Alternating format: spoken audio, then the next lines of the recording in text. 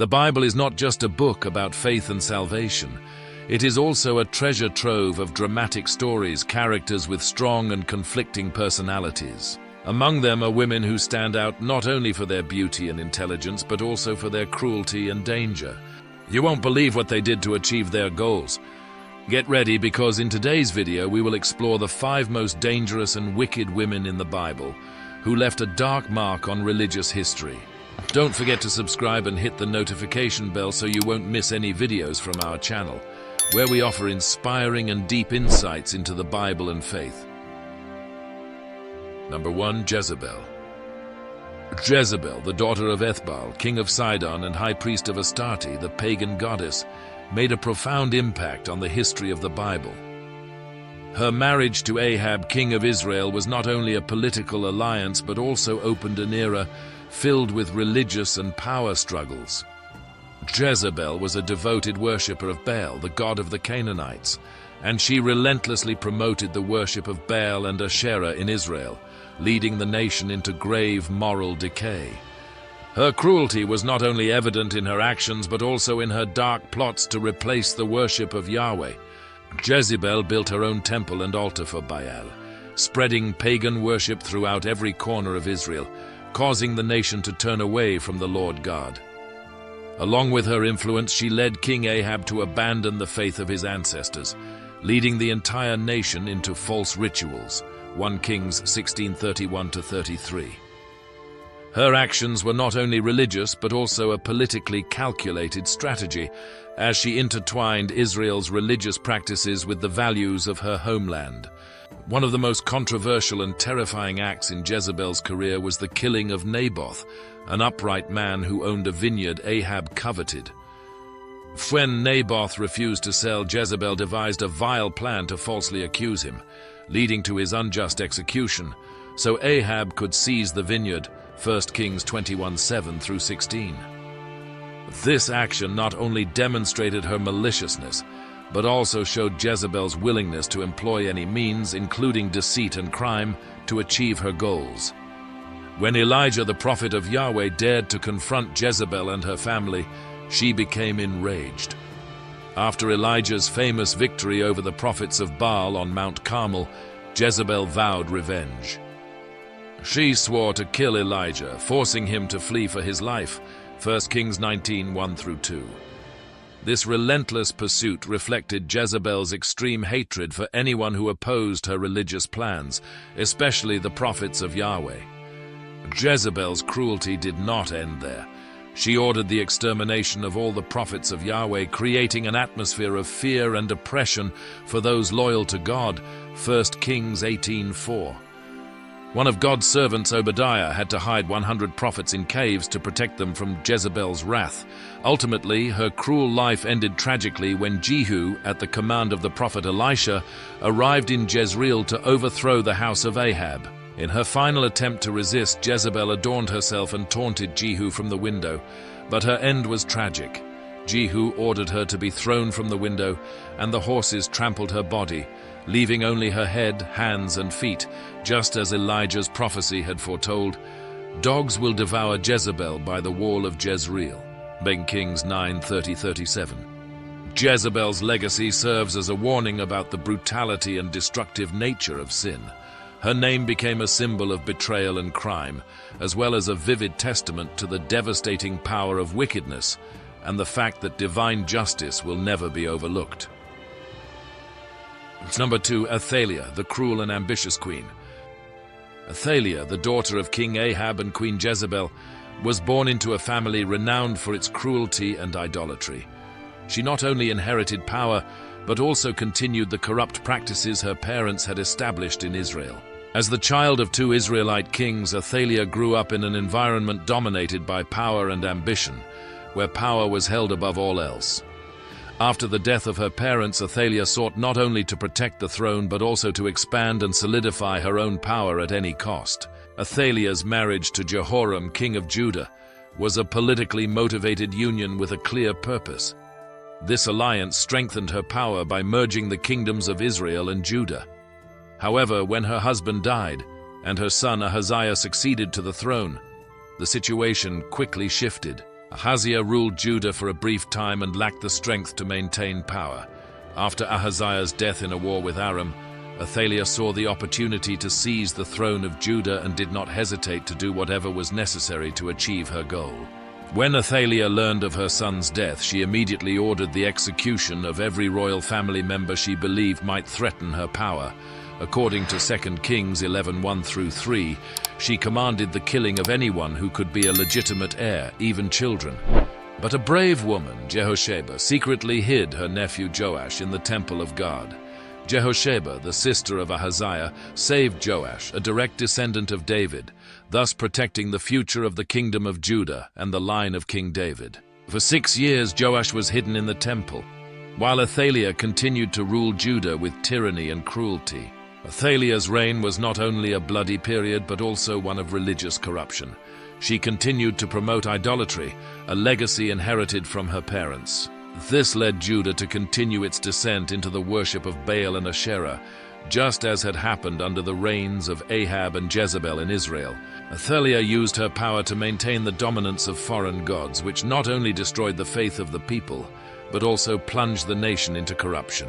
However, Athaliah's reign eventually faced resistance.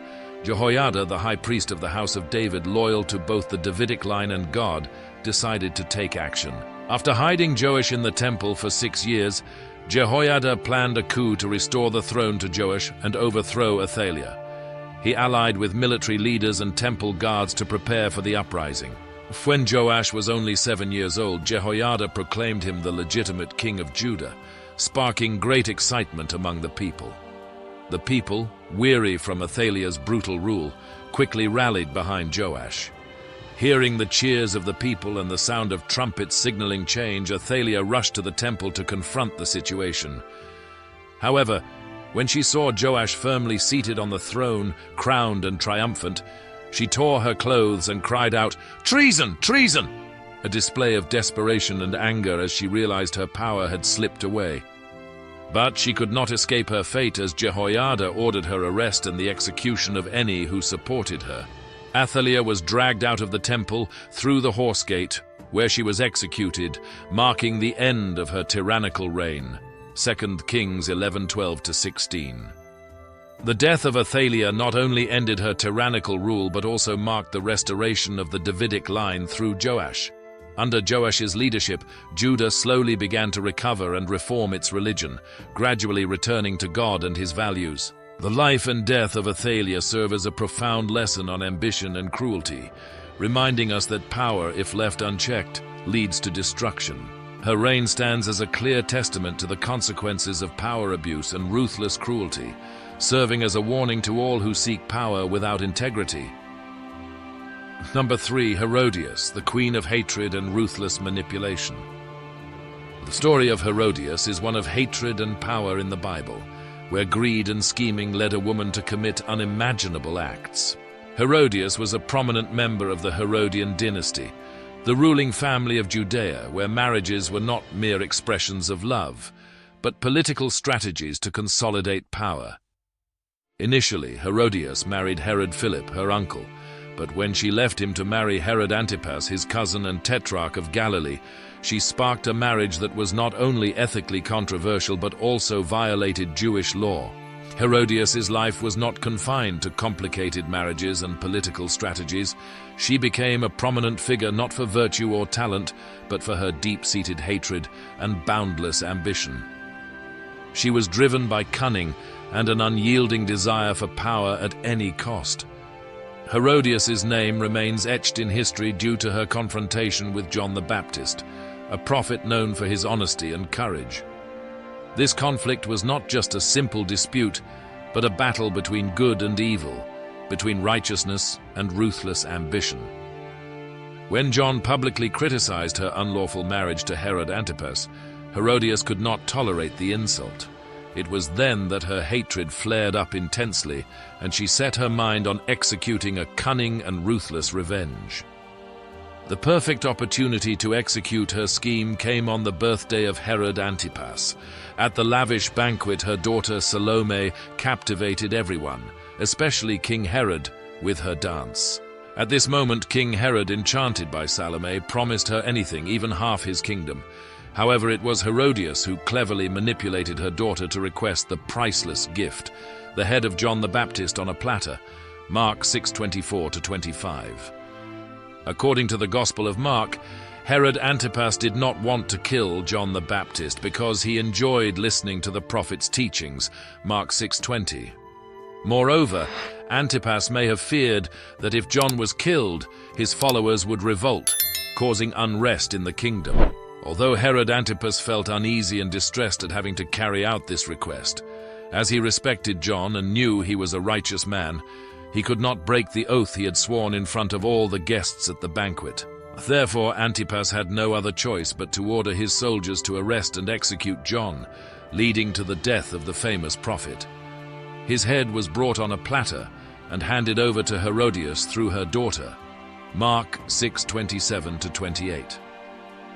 Herodias may have felt victorious in that moment, but the price of this revenge was not only John's death but also a profound violation of her soul. She not only killed a righteous man, but also defiled herself in the process. Although she achieved a temporary victory, Herodias' life was far from peaceful. Shortly afterward, Herod Antipas's power began to weaken. After being accused of treason and disloyalty, Roman Emperor Caligula ordered his exile to Gaul, marking the end of his and the Herodian family's rule. The story of Herodias serves as a warning about the destructive power of anger and greed. She not only manipulated her daughter to carry out her wicked scheme, but also proved that power can obscure all conscience and humanity.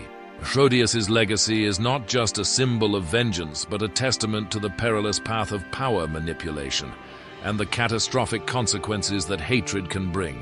While the Bible does not recount Herodias' final days, her story remains a powerful reminder of moral decay and the inevitable consequences when a person becomes consumed by greed and blinded in the pursuit of power. Number 4, Delilah, the betrayer woman and the endless greed. Among all the stories of betrayal and deceit in the Bible, the story of Delilah stands out as one of the most prominent examples of manipulation and boundless greed. Delilah lived during the turbulent period of the Judges, when Israel was constantly threatened by neighboring nations, particularly the Philistines. Although she lived near the region of Sorek, which had close ties with the Philistines, the exact origin of Delilah is not clearly recorded. However, her actions clearly indicate a connection with the Philistine leaders, Israel's bitter enemies.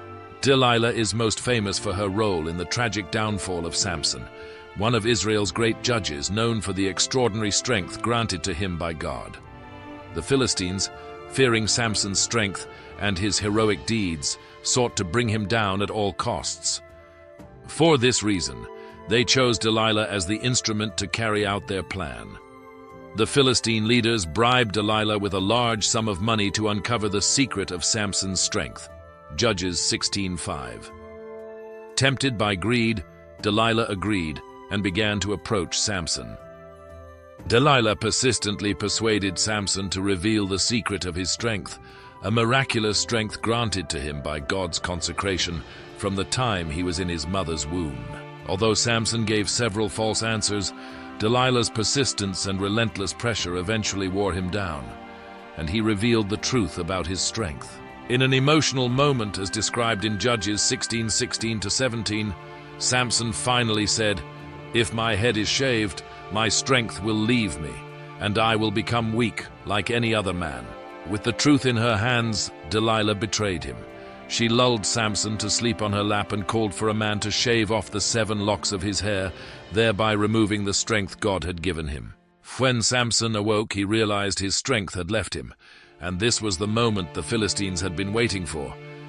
They quickly captured him, gouged out his eyes, and took him to prison in Gaza, where he was humiliated by grinding grain in a mill. Judges 16:21. The price for Delilah's betrayal was a generous reward.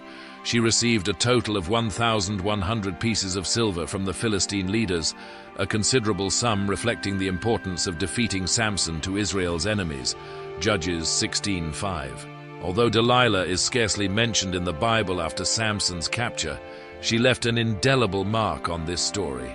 Her betrayal not only caused Samson great pain, but also marked a pivotal turning point in Israel's history.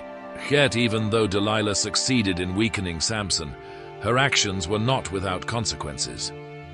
As Samson remained imprisoned, his hair began to grow back, signaling that his strength from God was slowly returning. During a Philistine festival at the temple of Dagon, Samson prayed to God, asking for strength once more to avenge his enemies. God heard his prayer, and Samson brought down the temple of Dagon, killing thousands of Philistines along with himself. Judges 16:28-30.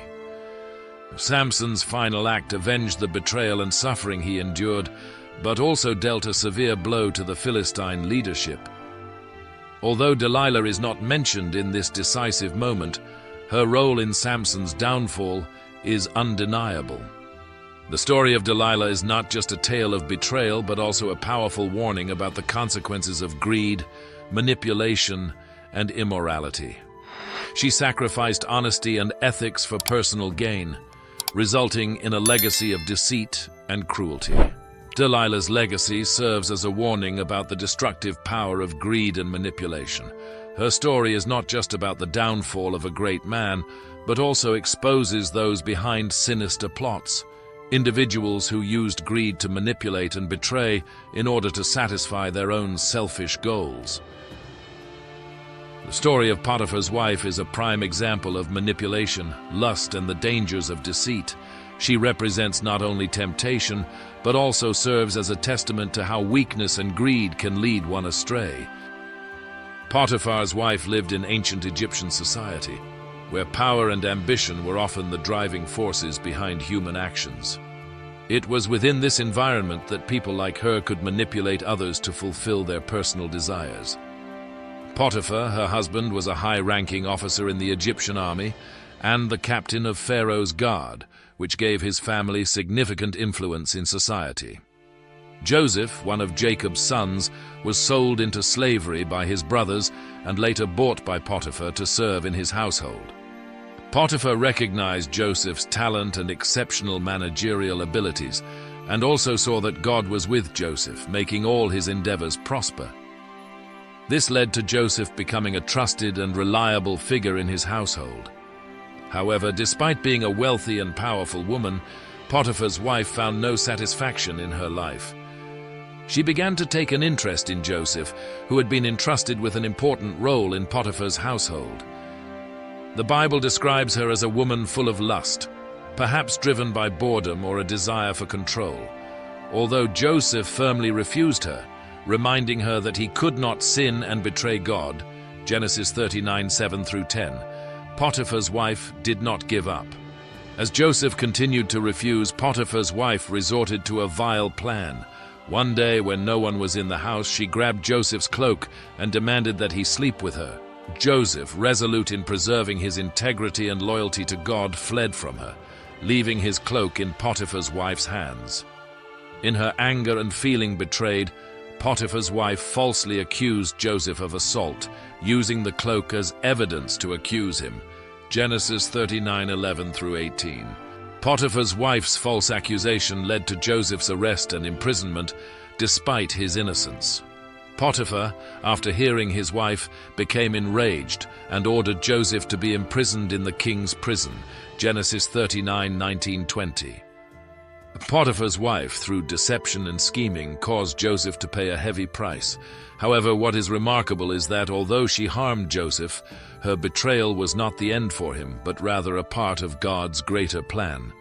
In prison, Joseph continued to receive God's presence and blessings, and he kept rising through the ranks because of his managerial skills and integrity. Genesis 39:21-23. Joseph's story in prison was a pivotal moment in his life. Through his wisdom, Joseph interpreted the dreams of Pharaoh's two servants, the cupbearer and the baker, which eventually led to his interpretation of Pharaoh's dreams. This event opened the door for Joseph to rise to the second highest position in Egypt, where he oversaw preparations for the impending famine, saving not only Egypt, but also his own family. Genesis 41. Although there is no direct record of the punishment Potiphar's wife faced, her actions could not conceal the truth of God's justice. While she had destroyed Joseph's life in the short term, ultimately, her deceit and betrayal paved the way for Joseph to fulfill the role God had destined for him. The story of Potiphar's wife is a clear testimony that even if people manipulate the truth to harm others, ultimately, God's plan will still be fulfilled. The legacy of Potiphar's wife serves as a warning about the destructive impact of deceit and greed, especially when schemes are used to manipulate and destroy others. Her actions not only harmed Joseph, but also painfully reflect the sins that people can commit when driven by lust and the desire for power. In conclusion, the stories of these women serve as profound warnings about the dangers of unchecked ambition, deceit, and idolatry.